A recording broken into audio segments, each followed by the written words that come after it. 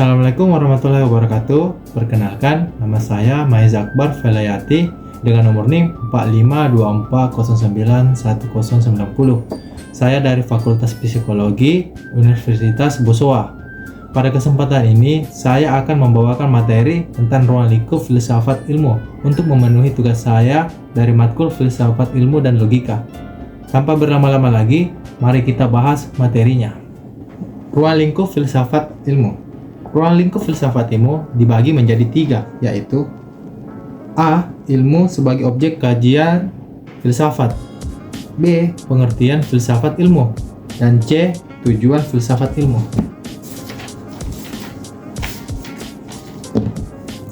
Yang pertama, A. Ilmu sebagai objek kajian filsafat. Setiap ilmu memiliki dua macam objek material dan formal.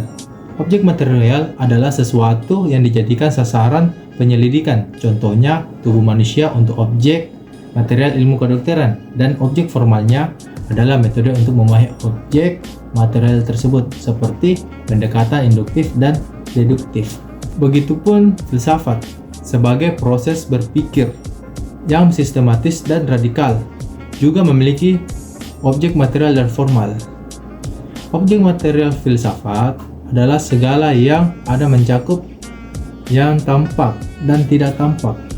Yang tampak adalah dunia empiris, sedangkan tidak tampak adalah alam metafisika. Objek material filsafat dibagi menjadi 3 bagian, yaitu yang ada dalam alam empiris, dalam pikiran, dan yang ada dalam kemungkinan. Objek formal filsafat adalah sudut pandang yang menyeluruh, radikal, dan rasional tentang segala yang ada. Dalam perkembangan berikutnya, filsafat tidak hanya dipandang sebagai induk dari sumber ilmu, tetapi sudah merupakan bagian dari ilmu itu sendiri yang mengalami spesialisasi. Dalam hal ini, filsafat tidak mencakup keseluruhan, tetapi sudah menjadi sektorai. Contohnya, filsafat agama, filsafat hukum, dan filsafat ilmu adalah bagian dari perkembangan filsafat yang sudah menjadi sektoral dan terkotak dalam satu bidang tertentu. Tugas filsafat diantaranya adalah menyatukan visi keilmuan itu sendiri agar tidak terjadi bentrokan antara berbagai kepentingan. Ilmu sebagai objek kajian filsafat sepatutnya mengikuti alur filsafat, yaitu objek material yang didekati lewat pendekatan radikal, menyeluruh, dan rasional. Begitu juga sifat pendekatan spekulatif dalam filsafat sepatutnya merupakan bagian dari ilmu. Karenanya, ilmu dilihat pada posisi yang tidak mutlak, sehingga masih ada ruang untuk berspekulasi pengembangan ilmu itu sendiri. B. Pengertian filsafat. Pengertian filsafat terdiri menjadi 3 bagian, yaitu 1. Filsafat dan hikmah. Filsafat dalam bahasa Inggris yaitu filosofi, adapun istilah filsafat berasal dari bahasa Yunani, filosofia, yang berarti atas 2 kata, pilot atau filia filosofi yang artinya cinta, dan filia berarti persahabatan, dan sopo yang berarti hikmah, kebijaksanaan, pengetahuan, keterampilan, pengalaman praktis, dan inteligensi. Dapat disimpulkan bahwa secara etimologi filsafat berarti cinta, kebijaksanaan, atau kebenaran. Orangnya disebut filosof, yang dalam bahasa Arab disebut filosof. Harun Nasution berpendapat bahwa istilah filsafat berasal dari bahasa Arab, karena orang Arab lebih dulu datang dan sekaligus mempengaruhi bahasa Indonesia daripada orang dari Inggris. Kendati istilah filsafat yang lebih tepat adalah falsafah yang berasal dari bahasa Arab. Adapun beberapa pengertian pokok tentang filsafat menurut kalangan filosof adalah: 1. Upaya spekulatif untuk menyajikan suatu pandangan sistematis serta lengkap tentang seluruh realitas. 2. Upaya untuk melukis hakikat, realitas akhir dan dasar serta nyata. 3. Upaya untuk menentukan batas-batas dan jangkauan pengetahuan, sumbernya, hakikatnya, keabsahannya, dan nilainya. 4. Penyelidikan kritis atas pengandaian-pengandaian dan pernyataan-pernyataan yang diajukan oleh berbagai bidang pengetahuan. 5. Disiplin ilmu yang berupaya untuk membantu Anda melihat apa yang Anda katakan dan untuk mengatakan apa yang Anda lihat. Pengertian filsafat secara terminologi sangat beragam, baik dalam ungkapan ataupun titik tekanannya. Bahkan Mohatta mengatakan bahwa fungsi filsafat tidak perlu diberikan karena setiap orang memiliki titik tekan sendiri dalam definisinya. Oleh karena itu, biarkan saja seorang memiliki filsafat terlebih dahulu, kemudian menyimpulkannya sendiri.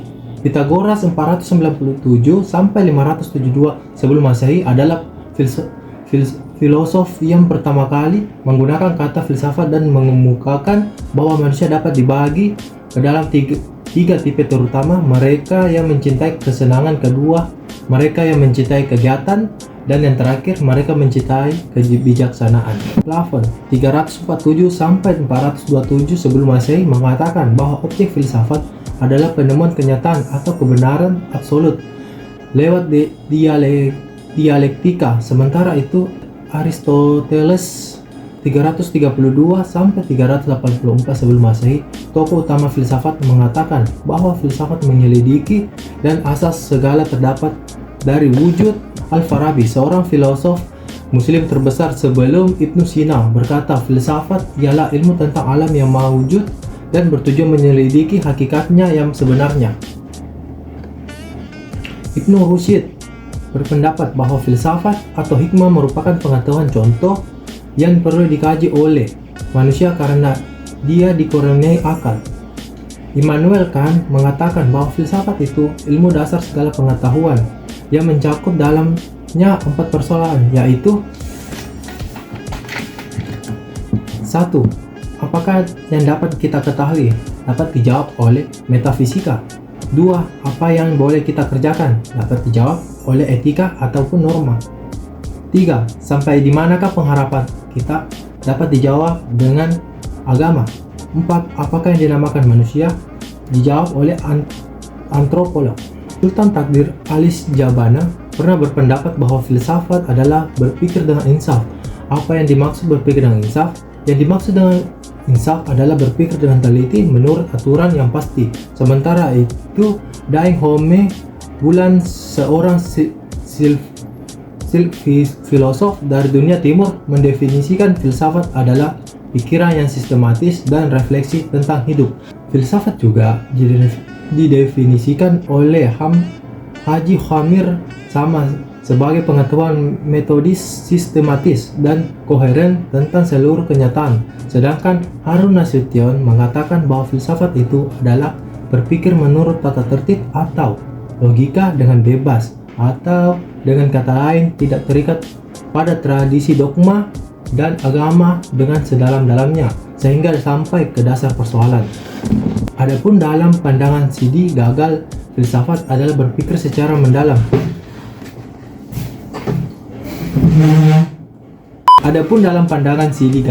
Filsafat adalah berpikir secara mendalam, sistematik, radikal, dan universal dalam rangka mencari kebenaran inti atau hakikat mengenai segala sesuatu yang ada pendapatnya.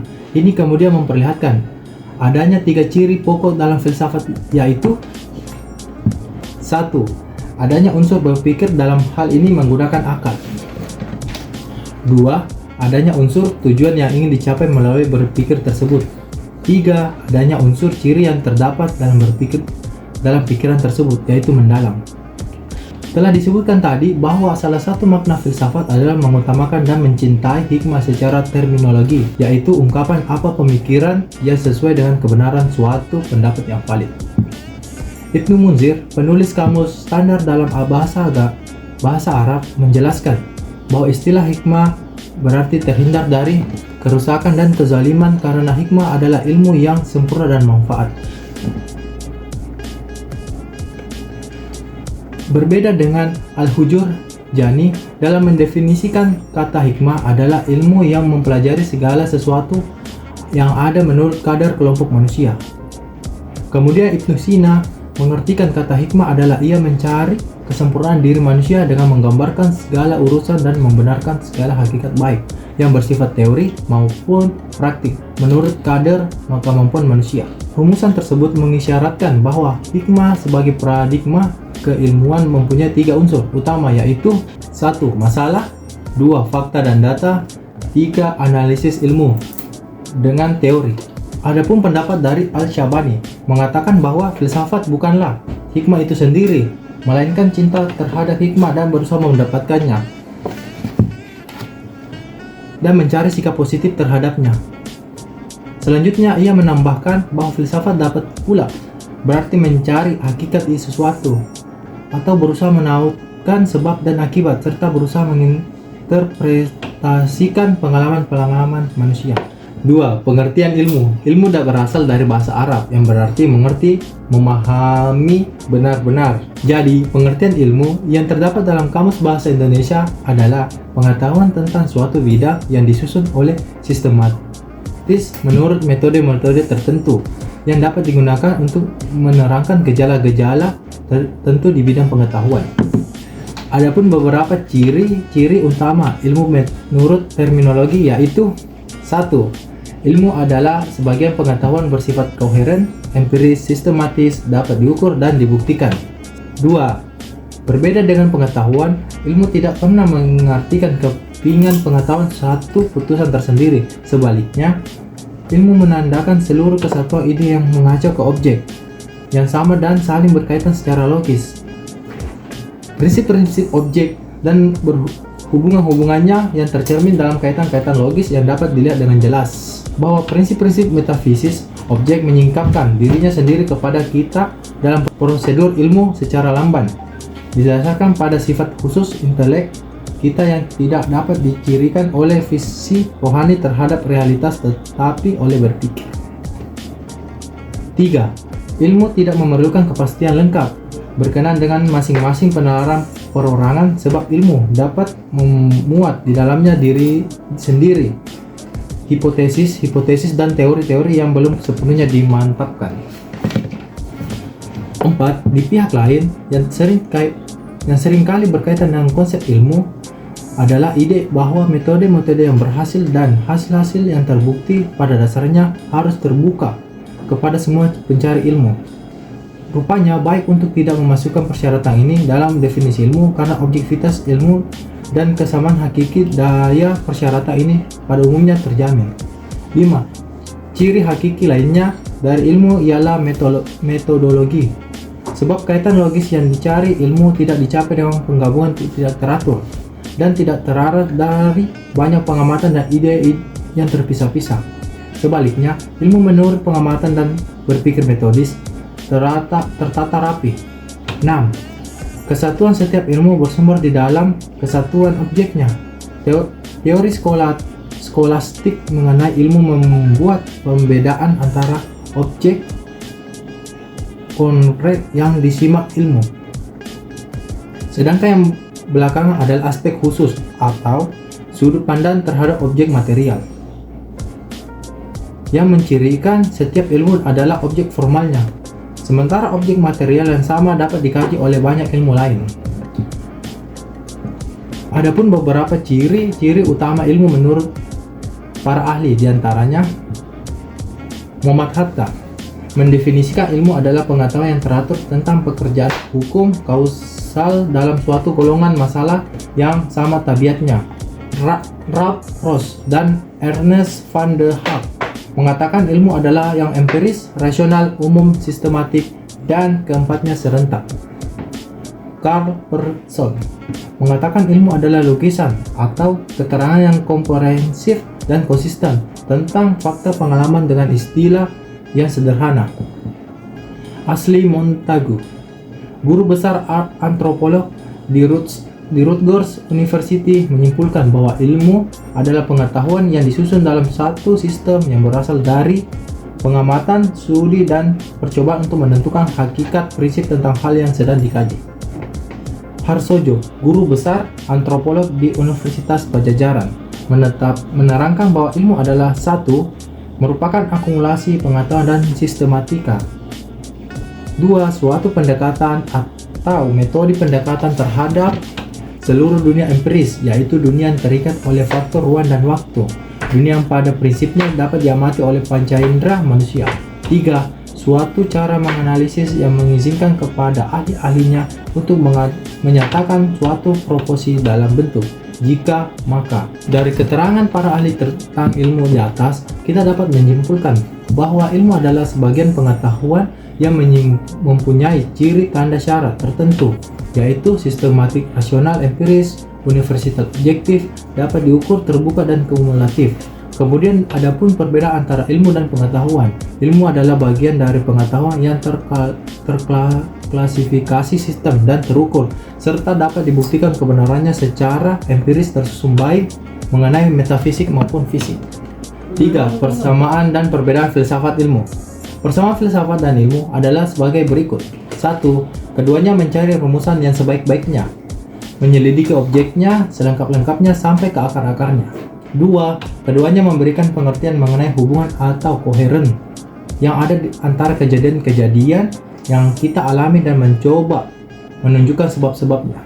3. Keduanya hendak memberi sintesis, yaitu suatu pandangan yang bergandengan. 4. Keduanya mempunyai metode dan sistem. 5. Keduanya hendak memberikan penjelasan tentang kenyataan seluruhnya timbul dari hasrat manusia akan pengetahuan yang lebih mendasar. Adapun perbedaan filsafat dan ilmu adalah sebagai berikut. 1. Objek material filsafat itu bersifat universal, yaitu segala sesuatu yang ada, sedangkan objek material ilmu itu bersifat khusus dan empiris. Artinya, ilmu hanya terfokus pada disiplin bidang-bidang masing-masing secara kaku dan kotak-kotak. Sedangkan kajian filsafat tidak terkotak-kotak dalam disiplin tertentu. 2. Objek formal filsafat itu bersifat non-fragmentaris karena mencari pengertian dari segala sesuatu yang ada di secara luas, mendalam dan mendasar. Sedangkan ilmu bersifat fragmentaris, spesifik dan intensif. Di samping itu, objek formal ilmu itu bersifat teknik, yang berarti bahwa cara ide-ide manusia itu mengandalkan penyatuan diri dari pandangan dari diri dengan realita. 3. Filsafat dilaksanakan dalam suatu suasana pengetahuan yang menonjolkan daya spekulasi, kritis, dan pengawasan. Sedangkan ilmu haruslah diadakan riset lewat pendekatan trial and error. 4. Filsafat memuat pertanyaan lebih jauh dan lebih mendalam berdasarkan pada pengalaman realitas sehari-hari. Sedangkan ilmu bersifat diskursif, yaitu menguraikan secara logis yang dimulai dari tidak tahu menjadi tahu. 5. Filsafat memberi penjelasan yang terakhir, yang mutlak dan mendalam sampai mendasar. Sedangkan ilmu menunjukkan sebab-sebab yang tidak begitu mendalam, yang lebih dekat, yang sekunder. C. Tujuan filsafat ilmu. Tujuan filsafat ilmu memiliki 5 cabang, yaitu 1. Mendalami unsur pokok ilmu sehingga secara menyeluruh kita dapat memahami sumber hakikat dan tujuan ilmu. 2. Memahami sejarah pertumbuhan, perkembangan, dan kemajuan ilmu di berbagai bidang sehingga kita mendapat gambaran tentang proses ilmu kontemporer secara historis. 3. Menjadi pedoman bagi para dosen dan mahasiswa dalam mendalami studi di perguruan tinggi, terutama untuk membedakan persoalan yang ilmiah dan non-ilmiah. 4. Mendorong para calon ilmuwan dan ilmuwan untuk konsisten dalam mendalami ilmu dan mengembangkannya. 5. Mempertegas bahwa dalam persoalan sumber dan tujuan antara ilmu dan agama tidak ada pertentangan. Sekian dari saya, kurang dan lebih mohon dimaafkan. Wassalamualaikum warahmatullahi wabarakatuh. Sudah.